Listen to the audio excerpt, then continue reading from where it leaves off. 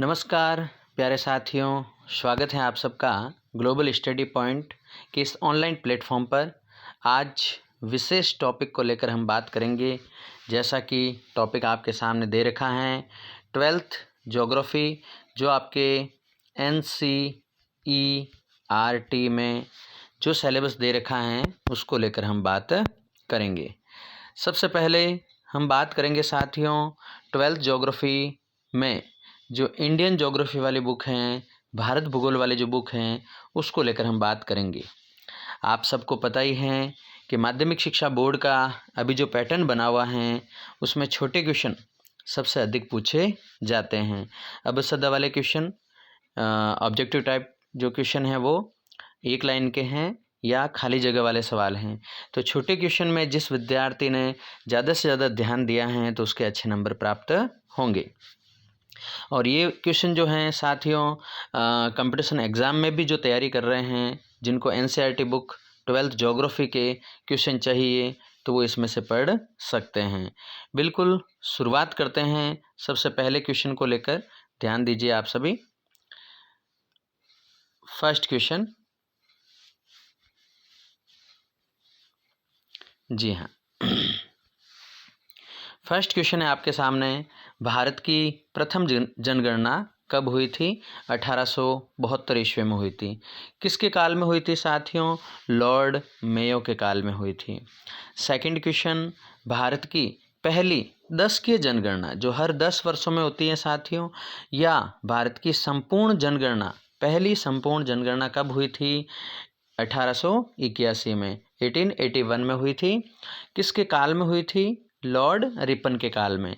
ये सभी क्वेश्चन केवल और केवल फर्स्ट लेसन के हैं, इस बात का ध्यान रखें। प्रत्येक लेसन वाइज आपको टॉपिक मिलेंगे साथियों, और इन्हीं में से बोर्ड एग्जाम में सवाल पूछे जाएंगे। इसी प्रकार अगले क्वेश्चन को देखिए, थर्ड नंबर क्वेश्चन, विश्व जनसंख्या में भारत चीन के बाद कौन सा स्थान रखता है साथियों? दूसरा स्थान रखता है।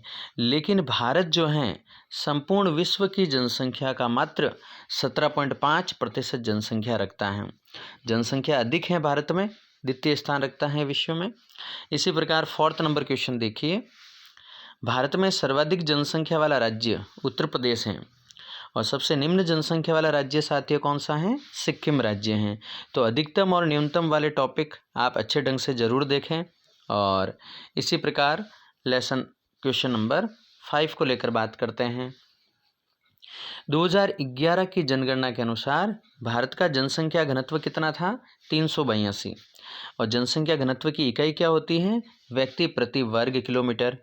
ये आपको ध्यान में रखना है। 2011 की जनगणना के अनुसार 382 व्यक्ति प्रति वर्ग किलोमीटर भारत का जनसंख्या घनत्व है। जी हाँ। क्वेश्चन नंबर 6, जनसंख्या वृद्धि के कितने घटक होते हैं साथियों? 2 घटक होते हैं, प्राकृतिक घटक और अभिप्रेरित घटक। बोर्ड एग्जाम में कई बार इनके क्वेश्चन बने हैं। 7th नंबर क्वेश्चन को देखिए, भारत में सर्वाधिक जनसंख्या घनत्व कहाँ पाया जाता है? बिहार में। सेकंड नंबर कहाँ है? पश्चिमी बंगाल में। और बिहार का कितना है साथियों? 1102 व्यक्ति प्रति वर्ग किलोमीटर। तो सबसे अधिक अगर आपको पूछे जनसंख्या घनत्व तो 1102 बिहार याद रखना है। इसी कड़ी में 8वां क्वेश्चन देखिए, भारत में सबसे निम्न जनसंख्या घनत्व अरुणाचल प्रदेश राज्य में है। कितनी है? 17 व्यक्ति प्रति वर्ग किलोमीटर देखने को मिलती हैं। 9th नंबर क्वेश्चन, भारत में केंद्र शासित प्रदेशों की अगर बात करें साथियों, तो दिल्ली में सर्वाधिक जनसंख्या घनत्व देखने को मिलता है, 11,297 व्यक्ति प्रति वर्ग किलोमीटर। राज्य का पूछे तो बिहार याद रखना है, केंद्र शासित प्रदेश का पूछे तो आपको दिल्ली याद रखना है। बिल्कुल। 10th नंबर क्वेश्चन देखिए, कायिक घनत्व किसे कहेंगे? कायिक घनत्व का तात्पर्य होता है कुल जनसंख्या में निवल कृषि क्षेत्र का अनुपात। तो इसका सूत्र भी क्या होगा साथियों? कुल जनसंख्या अपॉन निवल कृषि क्षेत्र। सूत्र भी याद रखना है आपको। 11th नंबर क्वेश्चन है, कृषि घनत्व का सूत्र बताइए।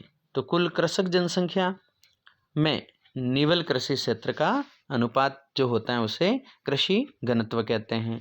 तो इसका सूत्र क्या हो जाएगा साथियों? कृषक जनसंख्या अपॉन कृषि निवल क्षेत्र। तो ये आपको ध्यान में रखना है। 12th नंबर क्वेश्चन को लेकर बात करते हैं। भारत में सबसे कम 10 की वृद्धि दर कब रही थी? 1921 में रही थी। कितनी रही थी साथियों? -0.31। ये बोर्ड एग्जाम में सवाल आ चुका है पहले। इस बार ये चांसेस ज़रूर बनेंगे कि सबसे अधिक 10 की वृद्धि दर कब देखने को मिली थी? 1971 में। कितनी रही थी? 24.80% रही थी। सबसे कम 1921 में, सबसे अधिक 1971 में। ये आपको ध्यान में रखना है। इसी प्रकार 2011 की जनगणना के अनुसार 30 नंबर क्वेश्चन, भारत की वार्षिक वृद्धि दर कितनी है? वार्षिक वृद्धि दर कितनी है साथियों? 1.64% है। ये आपको ध्यान में रखना है। आगे 14 नंबर क्वेश्चन को लेकर बात करते हैं। 14 नंबर क्वेश्चन ये देखिए। 14 नंबर क्वेश्चन क्या दे रखा है आपके? भारत में जनसंख्या वृद्धि की अवस्थाओं को बताना है आपको।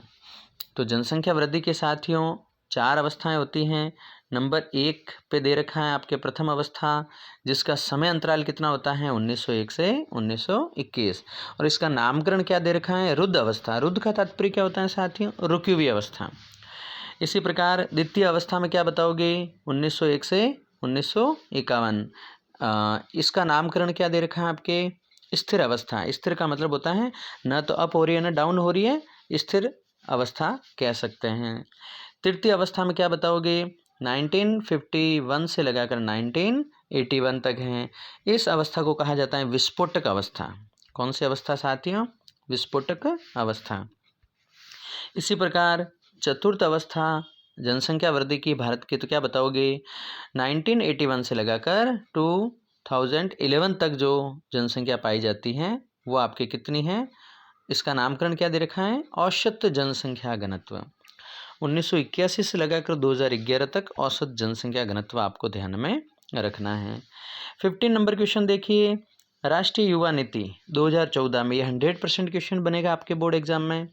भारत में लागू की गई, तो आपको पहला क्वेश्चन तो यही बन रहा है साथियों कि भारत में राष्ट्रीय युवा नीति कब लागू की गई? 2014 में लागू की गई, जिसमें 15 से 29 आयु वर्ग के लोगों को युवा वर्ग में परिभाषित किया गया है। ये आपको ध्यान में रखना है।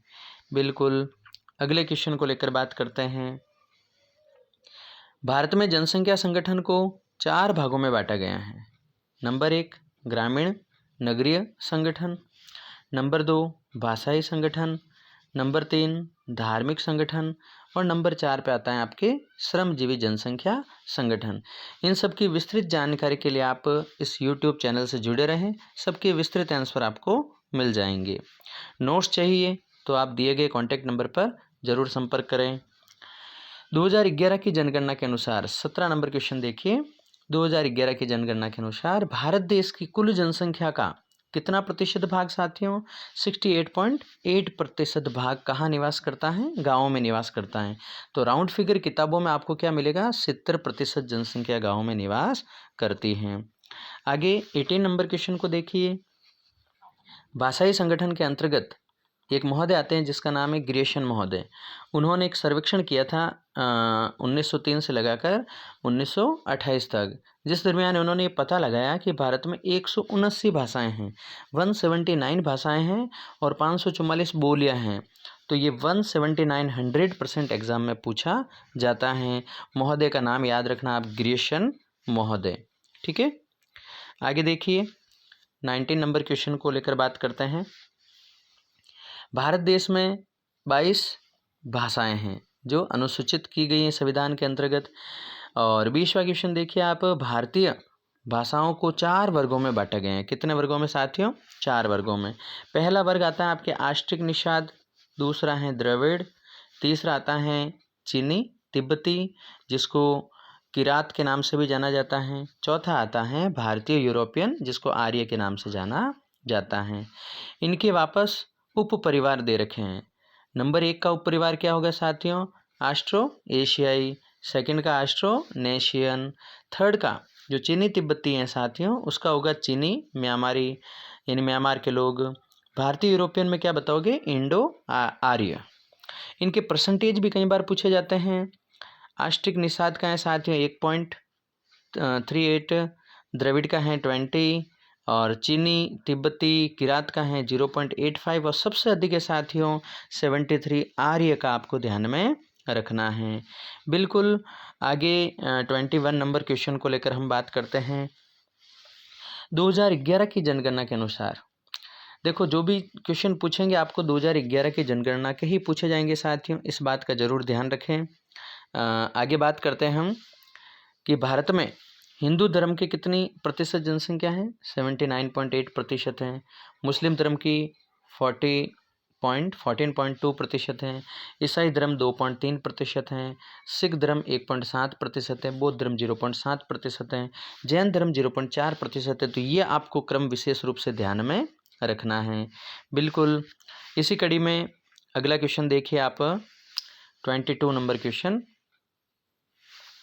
श्रमजीवी जनसंख्या संगठन को कितने भागों में बांटा गया है? 3 भागों में बांटा गया है।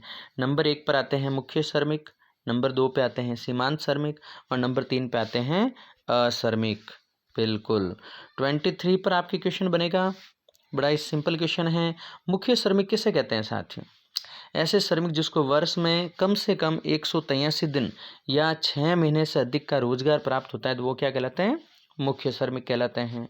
इसी प्रकार सीमांत श्रमिक किसे कहेंगे साथियों? ऐसे श्रमिक जिनको एक वर्ष में 183 दिन या 6 महीने से कम तक का अगर रोजगार मिलता है तो वो क्या कहलाते हैं? सीमांत श्रमिक कहलाते हैं। बिल्कुल। और 25 वाला क्वेश्चन देखिए, ये भी बोर्ड एग्जाम में आ चुका है। 2011 की जनगणना के अनुसार भारत में व्यावसायिक संवर्ग जो व्यवसाय से जुड़े होते हैं उनको 4 भागों में बांटा गया है। नंबर 1 कृषक, नंबर 2 कृषि मजदूर, नंबर 3 घरेलू औद्योगिक श्रमिक और नंबर 4 अन्य श्रमिक। बिल्कुल साथियों इन सभी क्वेश्चन को लेकर आप थोड़ा विशेष ध्यान रखें और नेक्स्ट वीडियो में हम बात करेंगे लेसन नंबर 2 को लेकर। यह आपके था साथियों लेसन नंबर 1 भारत भूगोल का। तो छोटे छोटे क्वेश्चन सारे आपको प्रिपेयर करना है। बड़े क्वेश्चन के लिए आप यूट्यूब चैनल से जुड़े रहिए और नोट्स के लिए आप ज़रूर एक बार संपर्क कीजिए।